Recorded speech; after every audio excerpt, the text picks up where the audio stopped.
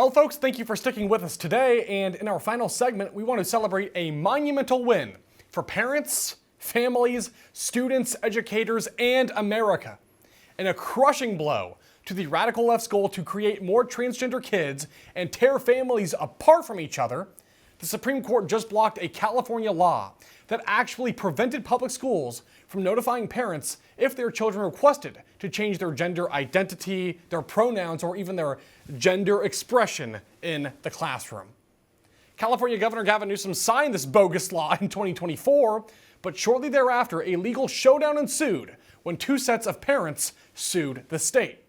Catholic parents argued this law violated their right to raise their kids according to their faith and based on their beliefs about sex and gender, whereas the state itself argued that children have this right to privacy regarding their supposed gender identity.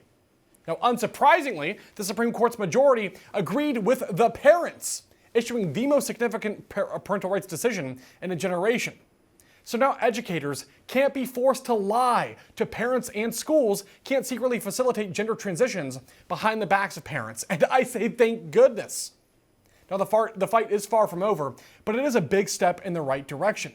Between this ruling and the fact that the Department of Education has put California on notice, threatening to withdraw several $billions in annual funding if the state doesn't end its attack on parental rights, the tide is turning. So now the question is, how do we ensure that California schools actually comply with the standard?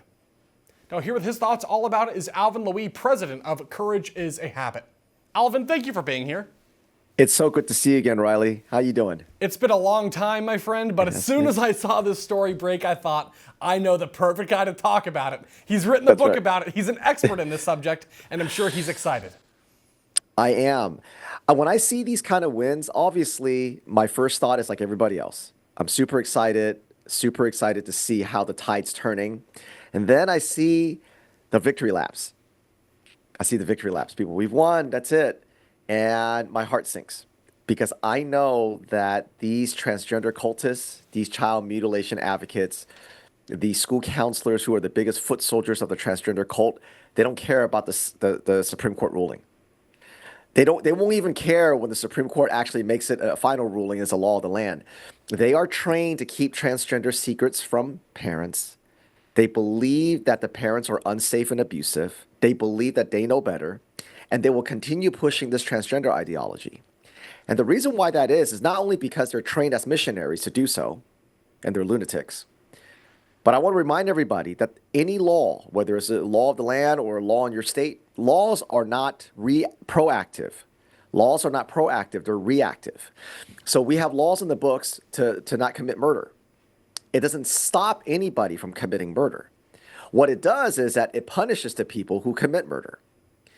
So when parents see these big rulings, because that's what dominates the headlines, they think, okay, I'm done, I'm good.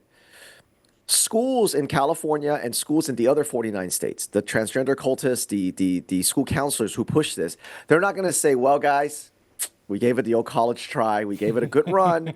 Time to pack up the rainbow flags. Time to pack up the books. Time to pack it all up. We're done. So in order for this gift, this is a gift, okay, and it's a shield, and it's a sword, you have to pick it up. And the way you pick it up is you go to Courage is a Habit, you click on the very first thing you see. It's called Tool of the Week. It is a toolkit. It's called the Cease and Desist for this particular ruling, and it's plug and play. We teach you how to use this letter. You download it, you copy and paste. Anyone can do it. I don't care if you've never spoken in front of a school board. I don't care if you don't even know what a school board is. Everybody can use it. We made it so easy because we want volume.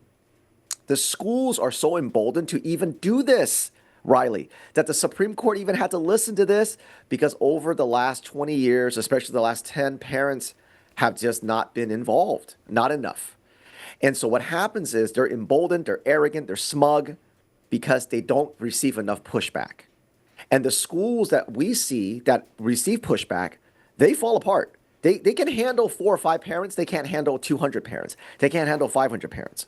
And so you need to use this letter that we have created and send it, because if and when your school continues to keep transgender secrets, now you've made them proven that they've broke something because you filed this thing, you've done it, put it in their official record, and now when some of these big law firms that are doing these great lawsuits, when they go sue them, they have all your letters in there, 200, Yes. 500, 1,000 in there, and now they get punished for breaking the law. But if your parents don't push on it, they'll continue to do it.